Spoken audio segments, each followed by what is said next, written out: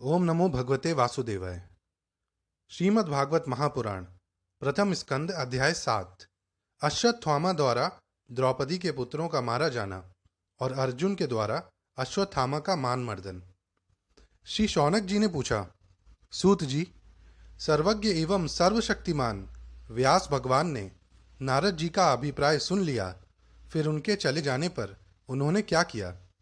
श्री सूत जी ने कहा, ब्रह्मा नदी सरस्वती के पश्चिम तट पर शम्याप्रास नाम का एक आश्रम है। वहां ऋषियों के यज्ञ चलते ही रहते हैं। वहीं व्यास जी का अपना आश्रम है। उसके चारों ओर बेर का सुंदर वन है। उस आश्रम में बैठकर उन्होंने आचमन किया और स्वयं अपने मन को समाहित किया। उन्होंने भक्ति योग के द्वारा अपने मन को पूर्णतया एकाग्र और निर्मल करके आदि पुरुष परमात्मा और उनके आश्रय से रहने वाली माया को देखा।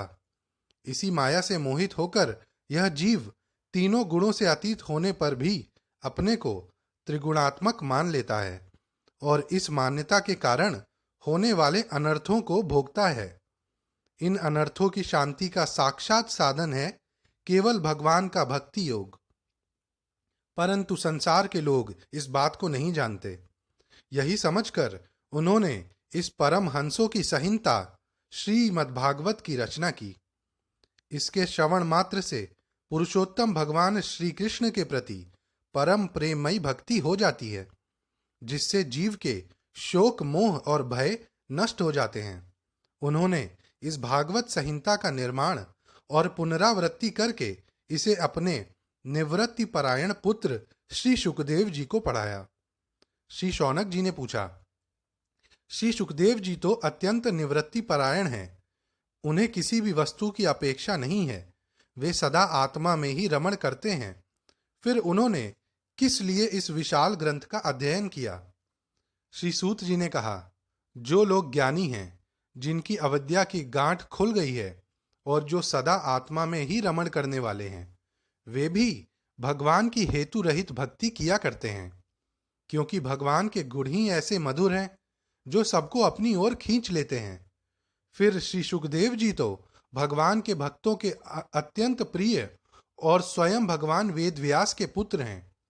भगवान के गुणों ने उनके हृदय को अपनी ओर खींच लिया और उन्होंने उससे विवश होकर ही इस विशाल ग्रंथ का अध्ययन किया। शौनक जी, अब मैं राजर्षि परीक्षित के जन्म, कर्म और मोक्ष की तथा पांडवों के स्वर्गारोहण की कथा कहता हूं, क्योंकि इन्हीं से भगवान श्री कृष्ण की अनेकों कथाओं का उदय होता है। जिस समय महाभारत युद्ध में कौरव और पांडव दोनों पक्षों के बहुत से वीर वीरगति को प्राप्त हो चुके थे और भीमसेन की गदा के प्रहार से दुर्योधन की जांघ टूट चुकी थी, तब अश्वत्थामा ने अपने स्वामी दुर्योधन का प्रिय कार्य समझकर द्रौपदी के सोते हुए पुत्रों के सिर काटकर उसे भेंट किए। यह घटना दुर्योधन को भी अप्रिय ही लगी, क्योंकि ऐसे नीच कर्म की सभी निंदा करते हैं। उन बालकों की माता द्रौपदी अपने पुत्रों का निधन सुनकर अत्यंत दुखी हो गई। उसकी आंखों में आंसू छलछला आए, वह रोने लगी। अर्जुन ने उसे सांत्वना देते हुए कहा, कल्याणी, मैं तुम्हारे आंसू तब पोंछूंगा जब उस आतताई ब्राह्मणाधम का सिर गांडीव धनुष के बाणों से काट कर तुम्हें भेंट करूंगा और पुत्रों की अन्येष्टि क्रिया के बाद तुम उस पर पैर रखकर स्नान करोगी। अर्जुन ने इन मीठी और विचित्र बातों से द्रौपदी को सांत्वना दी और अपने मित्र भगवान श्री कृष्ण की सलाह से उन्हें सारथी बनाकर कवच धारण कर और अपने भयानक गांडीव धनुष को लेकर वे रथ पर सवार हुए तथा गुरुपुत्र अश्वत्थामा के पीछे दौड़ पड़े। बच्चों की हत्या से अश्वत्थामा का भी मन उद्विग्न हो गया था। जब उसने दूर से ही देखा कि अर्जुन मेरी ओर झपटे हुए आ रहे हैं, तब वह अपने प्राणों की रक्षा के लिए पृथ्वी पर जहां तक भाग सकता था, रुद्र से भयभीत सूर्य की भांति भागता रहा। जब उसने देखा कि मेरे रथ के घोड़े थक गए हैं और मैं बिल्कुल अकेला हूं, तब उसने अपने को बचाने का एकमात्र साधन ब्रह्मास्त्र ही समझा। यद्यपि उसे ब्रह्मास्त्र को लौटाने की विधि मालूम न थी। फिर भी प्राण संकट देखकर उसने आचमन किया और ध्यानस्थ होकर ब्रह्मास्त्र का संधान किया। उस अस्त्र से सब दिशाओं में एक बड़ा प्रचंड तेज फैल गया। अर्जुन ने देखा कि अब तो मेरे प्राणों पर ही आबनी है। तब उन्होंने श्री कृष्ण से प्रार्थना की। अर्जुन ने कहा, श्री कृष्ण, तुम सच्चिदानंद स्वरूप परमात्मा हो। तुम्हारी शक्ति अनंत है। तुम ही भक्तों को अभय देने वाले हो। जो संसार की धधकती हुई आग में जल रहे हैं, उन जीवों को उससे उबारने वाले एकमात्र तुम ही हो। तुम प्रकृति से परे रहने वाले आदि पुरुष साक्षात परमेश्वर हो। अपनी चित शक्ति से बहिरंग एवं त्रिगुणमयी माया को दूर भगाकर अपने अद्वितीय स्वरूप में स्थित हो। वही तुम अपने प्रभाव से माया मोहित जीवों के लिए धर्मादि रूप कल्याण का विधान करते हो। तुम्हारा यह अवतार पृथ्वी का भार हरण करने के लिए और तुम्हारे अनन्य प्रेमी भक्तजनों के निरंतर स्मरण ध्यान करने के लिए है। स्वयं प्रकाश स्वरूप श्री कृष्ण, यह भयंकर तेज सब ओर से मेरी ओर आ रहा है। यह क्या है, कहां से, क्यों आ रहा है, इसका मुझे बिल्कुल पता नहीं है। भगवान ने कहा, अर्जुन, यह अश्वत्थामा का चलाया हुआ ब्रह्मास्त्र है। यह बात समझ लो कि प्राण संकट उपस्थित होने से उसने इसका प्रयोग तो कर दिया, परंतु वह इस अस्त्र को लौटाना नहीं जानता। किसी भी दूसरे अस्त्र में इसको दबा देने की शक्ति नहीं है। तुम शस्त्रास्त्र विद्या को भली भांति जानते ही हो।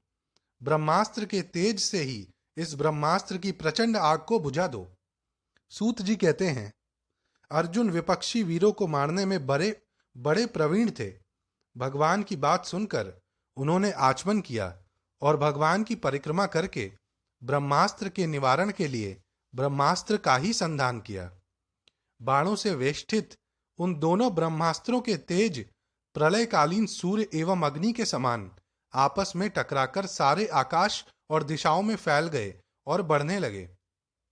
तीनों लोकों को जलाने वाली उन दोनों अस्त्रों की बढ़ी हुई लपटों से प्रजा जलने लगी और उसे देखकर सबने यही समझा कि प्रलय काल की सामवर्तक अग्नि है।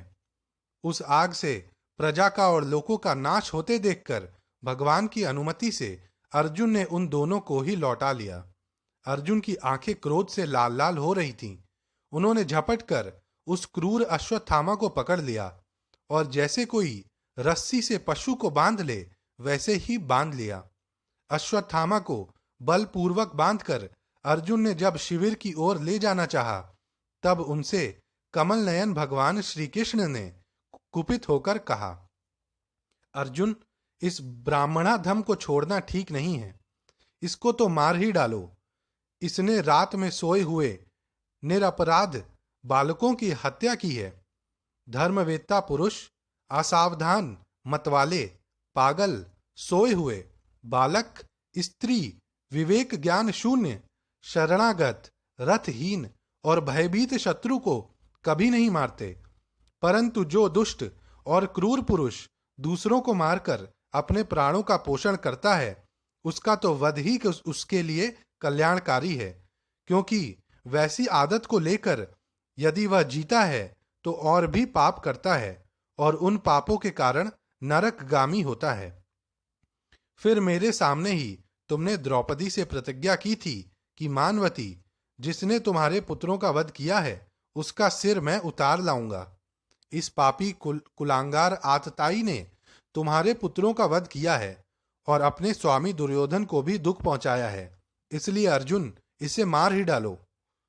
भगवान श्री कृष्ण ने अर्जुन के धर्म की परीक्षा लेने के लिए इस प्रकार प्रेरणा की, परंतु अर्जुन का हृदय महान था। यद्यपि अश्वत्थामा ने उनके पुत्रों की हत्या की थी, फिर भी अर्जुन के मन में गुरु पुत्र को मारने की इच्छा नहीं हुई। इसके बाद अपने मित्र और सारथी श्री कृष्ण के साथ वे अपने युद्ध शिविर में पहुंचे। वहां अपने मृत पुत्रों के लिए शोक करती हुई द्रौपदी को उसे सौंप दिया। द्रौपदी ने देखा कि अश्वत्थामा पशु की तरह बांधकर लाया गया है। निंदित कर्म करने के कारण उसका मुख नीचे की ओर झुका हुआ है।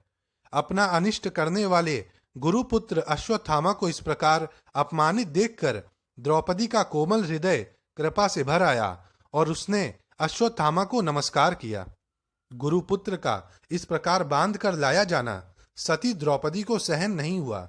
उसने कहा, छोड़ दो, इन्हें छोड़ दो, ये ब्राह्मण हैं, हम लोगों के अत्यंत पूजनीय हैं, जिनकी कृपा से आपने रहस्य के साथ सारे धनुर्वेद और प्रयोग तथा उपसंहार के साथ संपूर्ण शास्त्रास्त्रों की का विज्ञान प्राप्त किया है। वे आपके आचार्य द्रोण ही पुत्र के रूप में आपके सामने खड़े हैं। उनकी अर्धांगिनी कृपी अपने वीर पुत्र की ममता से ही अपने पति का अनुगमन नहीं कर सकी। वे अभी जीवित हैं। महाभाग्यवान आर्यपुत्र, आप तो बड़े धर्मज्ञ हैं। जिस गुरु वंश की नित्य पूजा और वंदना करनी चाहिए, उसी को व्यथा पहुंचाना आपके योग्य कार्य नहीं है। जैसे अपने बच्चों के मर जाने से मैं दुखी होकर रो रही हूं और मेरी आंखों से बार बार आंसू निकल रहे हैं, वैसे ही इनकी माता पतिव्रता गौतमी ना रोए। जो उच्चशंखल राजा अपने कुकृत्यों से ब्राह्मण कुल को कुपित कर देते हैं, वह कुपित ब्राह्मण कुल उन राजाओं को सपरिवार शोकाग्नि में डालकर शीघ्र ही भस्म कर देता है। सूत जी ने कहा, शौनकादि ऋषियों, द्रौपदी की बात धर्म और न्याय के अनुकूल थी।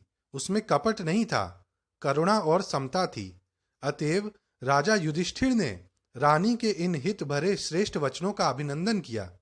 साथ ही नकुल, सहदेव, सात्यकी, अर्जुन, स्वयं भगवान श्री कृष्ण और वहां पर उपस्थित सभी नर नारियों ने द्रौपदी की बात का समर्थन किया। उस समय क्रोधित होकर भीमसेन ने कहा, जिसने सोते हुए बच्चों को न अपने लिए और न अपने स्वामी के लिए बल्कि व्यर्थ ही मार डाला, उसका तो वध ही उत्तम है। भगवान श्री कृष्ण ने द्रौपदी और भीमसेन की बात सुनकर और अर्जुन की ओर देखकर कुछ हंसते हुए से कहा। भगवान श्री कृष्ण बोले, पतित ब्राह्मण का भी वध नहीं करना चाहिए और आतताई को मार ही डालना चाहिए। शास्त्रों में मैंने ही यह दोनों बातें कही हैं, इसलिए मेरी दोनों आज्ञाओं का पालन करो। तुमने द्रौपदी को सांत्वना देते समय जो प्रतिज्ञा की थी, उसे भी सत्य करो। साथ ही भीमसेन, द्रौपदी और मुझे जो प्रिय हो वह भी करो। सूत जी कहते हैं, अर्जुन भगवान के हृदय की बात तुरंत ताड़ गए और उन्होंने अपनी तलवार से अश्वत्थामा के सिर की मणि उसके बालों के साथ उतार ली। बालकों की हत्या करने से वह श्रीहीन तो पहले ही हो गया था, अब मणि और ब्रह्म तेज से भी रहित हो गया। इसके बाद उन्होंने रस्सी का बंधन खोलकर उसे शिविर से निकाल दिया। मूड़ देना, धन छीन लेना और स्थान से बाहर निकाल देना, यही ब्राह्मणाधमों का वध है। उनके लिए इससे भिन्न शारीरिक वध का विधान नहीं है। पुत्रों की मृत्यु से द्रौपदी और पांडव सभी शोकातुर हो रहे थे। अब उन्होंने अपने मरे हुए भाई बंधुओं की दाहादि अन्येष्टि क्रिया की। ओम नमो भगवते वासुदेवाय।